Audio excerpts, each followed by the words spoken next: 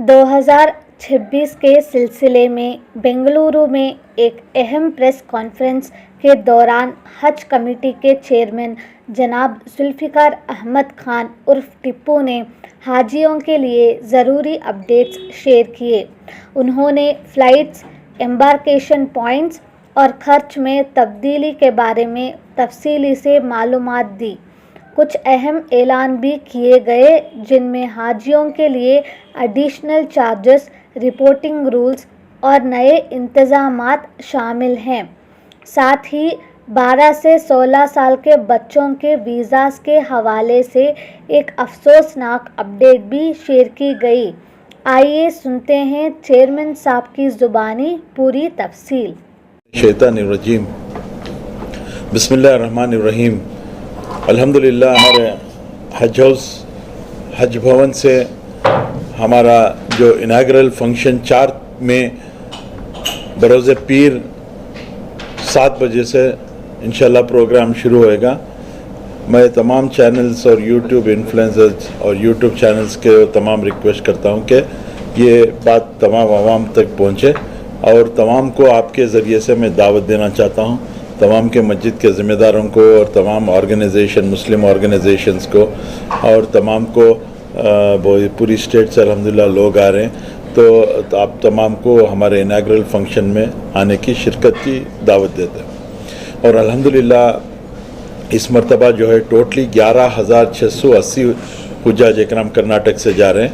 हमारे जो embarkation points हैं, फर्स्ट एम्बार्केशन पॉइंट बेंगलुरु का है और दूसरा एम्बार्केशन पॉइंट हैदराबाद का है जो गुलबर्गा, बिदर, रायचूर ये सेक्टर के जा रहे हैं, और तीसरा एम्बार्केशन पॉइंट बॉम्बे है जो बेलगाम और हुबली धारवाड़ के लोग जाएंगे। और इस मरतबा 200 हुज्जाज इकराम को जो लास्ट में क्लियर हुए और जो ऑनलाइन बुकिंग जो हमारी सेंट्रल गवर्नमेंट ने हुज्जाज इकराम को इस मरतबा बखूबी जानते हैं कि इख्तियार दिया गया था हुज्जाज इकराम को आपकी टाइम के हिसाब से आप आपकी फ़्लाइट बुक कर लें बोल के। जो 5 तारीख को हमारी फ़र्स्ट फ़्लाइट जा रही है और 21 को लास्ट फ़्लाइट है, तो इसके मुताबिक आप लोग फ़्लाइट बुकिंग कर ले बोल के ओपन ऑप्शन हाजियों को दिए थे। जो हाजी उसकी बुकिंग नहीं किए और जो लास्ट में थोड़े कंफर्मेशंस आए, वेट लिस्ट क्लियर है, उन लोगों के लिए बॉम्बे से एम्बार्केशन पॉइंट से जाना पड़ेगा और उनके लिए ये बार 7,000 रुपये जो हमारा जो रेगुलर बेंगलोर एम्बार्केशन पॉइंट से है 7,000 रुपये उन्होंने कम बन रहे। और एक बात, इस बार जो एयरलाइंस का टेंडर होता है पूरे इंडिया में, इस बार हमारे को जो एयरलाइंस अलॉट हो गए हैं, नास और अकासा 2 एयरलाइंस अलॉट हो गए हैं। इसके अंदर अब लास्ट मोमेंट में जंग होने की वजह से अभी तो जंग रुक गई है, लेकिन फिर भी फ्यूल रेट्स बढ़ गए, गैस के प्राइसेस बढ़ गए, तो पूरे एयरलाइंस लोगों ने स्ट्राइक किया था कि किसी हालत से हम लोग को जो टेंडर में बुलाए थे वो रेट्स हमको बहुत शॉर्टेज हो रहा है, हम ऑपरेशन नहीं कर सकते बोल के, तो ऑपरेशन नहीं कर सकते बोल के पूरे सेंट्रल हज कमेटी को भी जाके वो रिक्वेस्ट दिए। और यहाँ पे नास के जो इंडिया हेड है वो भी मेरे को आके हम ऑपरेशन बेंगलोर से नहीं करेंगे अगर रेट्स नहीं बढ़ाए तो ये बहुत बड़ा चर्चा चला 8-15 दिन। तो फाइनली ये जो मसला है प्राइम मिनिस्टर ऑफिस तक चले गया। प्राइम मिनिस्टर ऑफिस को जाके ये पूरे एयरलाइंस ने डिमांड की थी कि $250 पर हाजी बढ़ाओ बोल के बात, तो पूरा बात करके ये कॉम्प्रोमाइज़ करके तो टोटली $100 पे तय हुआ है। जो तमाम हाजी जितने भी अब जा रहे हैं उन्होंने 10,000 रुपये पर हाजी बढ़ा के हैं, तो पर हाजी एक्स्ट्रा होके हैं। तो पर हाजी जो है हज कमेटी ऑफ इंडिया को जो अब हस्बे मामूल आप जिस तरीके से पेमेंट किए हैं 3,47,000 जो आप लोग पे किए हैं, और एक 10,000 रुपये आप लोग 15 मई तक लास्ट डेट है उसको बढ़ा के चलें। और एक सैड न्यूज़ ही बोलता हूँ मैं, क्योंकि सऊदी गवर्नमेंट ने आज अचानक आज सुबह में ये बच्चे जो 12 इयर्स टू 16 इयर्स के एज के बच्चों को इमीडिएटली कैंसिल कर चुके हैं। तो ये बहुत अफसोस की बात है। 12 साल से 16 साल के बच्चों के एज की आज सुबह में अचानक सऊदी गवर्नमेंट ने ये बच्चों का वीज़ा कैंसिल किया है। तो जितने भी सेलेक्ट होके ये थे तो उनका वीज़ा अब तक तो कैंसिल है। बहुत सारे जो प्राइवेट से गए थे बच्चों को वहाँ से वो डिपोर्ट कर रहे हैं। मक्के से और मदीने से 2 जो बेंगलुरु से भी गए थे उनको एक बच्ची को डिपोर्ट कर रहे हैं करके न्यूज़ आई है। फिर भी हम लोग हमारा प्रेशर डाल के हैं कि किसी हालत से ये मत कीजिए, सऊदी गवर्नमेंट को रिक्वेस्ट किए करके। सुबह में भी मैं शाहनवाज साहब जो हमारे सेंट्रल हज कमेटी के चीफ एग्जीक्यूटिव ऑफिसर हैं उनको भी बात करके मैं बताऊं कि बहुत तकलीफ होगी और बहुत सारे पेरेंट्स हमको कंप्लेंट्स करें। सुबह से हमको बहुत सारे कंप्लेंट्स भी आ रहे हैं इसके बारे में, तो वो बोल रहे हैं कि हमको थोड़ा टाइम दो, हम सऊदी गवर्नमेंट से रिक्वेस्ट कर रहे हैं बोल के।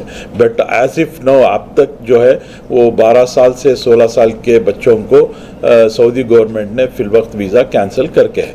आया मजीद अगर वो लिफ्ट किएंगे तो बच्चे जा सकेंगे, नहीं तो वो वीज़ा कैंसिल रहेगा। कितने कैंसिलेशन हो रहे हैं अभी फिलवक्त हमारे पास टोटली 23 बच्चे कैंसिल हुए कर्नाटक स्टेट से। 12 से 16 साल के 12 से 16 साल के एज के बच्चों से। टोटल एक बार कर्नाटक से कितने जा रहे हैं सर, और क्या क्या फैसिलिटी है सर आप बोलो। टोटली ये बात 11,680 लोग जा रहे हैं। और जो फैसिलिटीज़ हैं मैं हर बार आपको बताते आ रहा हूँ कि इस बार बहुत सारे नए एक्सपीरियंसेस हुजाज इकराम को करना पड़ेगा। जैसे मस्तूरात के लिए अलग रूम्स रहेंगे और जेंट्स के लिए अलग रूम्स रहेंगे, और हाजी को परेशानी होने के नहीं देने के लिए एक स्मार्ट वॉचेस दे रहे हैं, जो ऑलरेडी हमारे पास हाजियों को देने के लिए वो स्मार्ट वॉचेस आ चुके हैं। तो जैसा हाजी आके हमारे पास रिपोर्ट करेंगे उस दिन हम लोग वो स्मार्ट वॉचेस दे देंगे। और हाजी को पहले 3 दिन पहले रिपोर्ट करना था, अभी 24 आवर्स पहले रिपोर्ट करना है। और अल्हम्दुलिल्लाह हमारा जो फंक्शन हो रहा है उस फंक्शन को हमारे कायद BZ ज़मीर अहमद खान साहब की क़यादत में, हमारे रहीम खान साहब की क़यादत में, और हमारे chief minister honourable chief minister Siddaramaiah साहब, honourable deputy chief minister DK Shivakumar साहब, और हमारे जितने भी ये स्पीकर साहब UT खादर साहब, हमारे तमाम मुस्लिम हमारे MP जनाब नासिर हुसैन साहब, MLCs हमारे जितने भी MLCs हैं, हमारे सीनियर कायद नसीर अहमद साहब, और तमाम MLAs और MLCs इंशाल्लाह उनको हम लोग पूरा दावत देखें। इंशाल्लाह तमाम इसमें शिरकत करेंगे 4 तारीख को। सर जितने भी लोग बच्चे जो कैंसिल हुए हैं उनके पेमेंट जो बन के हैं उनका रिटर्न होगा आज ही कैंसिल हो गए हैं, तो वो रीपेमेंट तो हो जाएगा, उसमें क्या भी ये नहीं, क्योंकि ये हमारी तकसीर नहीं है, सऊदी गवर्नमेंट की है, तो वो इमीडिएटली हो सकता है, नहीं तो हज के बाद होएगा। सर उनके साथ साथ अगर उनके माँ बाप भी अगर रिजेक्ट करेंगे तो फिर से बहुत सारे हाँ, सुबह से मेरे पास 2 पेरेंट्स आके हम अगर आप बच्चों को नहीं लेके जाएंगे तो हम भी कैंसिल करते करके बोले, तो क्या भी नहीं कर सकते हम लोग, कैंसिल करना पड़ेगा। तो और क्या क्या नए सर अब जो हाजियाँ जा रहे हैं उनके लिए आपके चेयरमैन की तरफ से क्या एक मैसेज रहेगी सर उनके लिए, क्या है?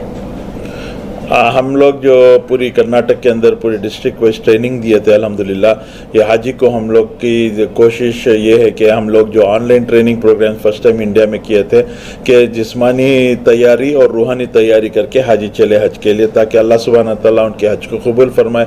हज की बरकत से दुनिया में जो परेशानियाँ, आफतें, मुसीबतें आने वाले हैं, अल्लाह सुब्हानहू तआला इस हज की बरकत से वो परेशानियों को रोक दे, और तमाम के अल्लाह सुब्हानहू तआला इस बार जितने भी हज पे जा रहे हैं अल्लाह सुब्हानहू तआला उनका हज को कबूल फरमाए।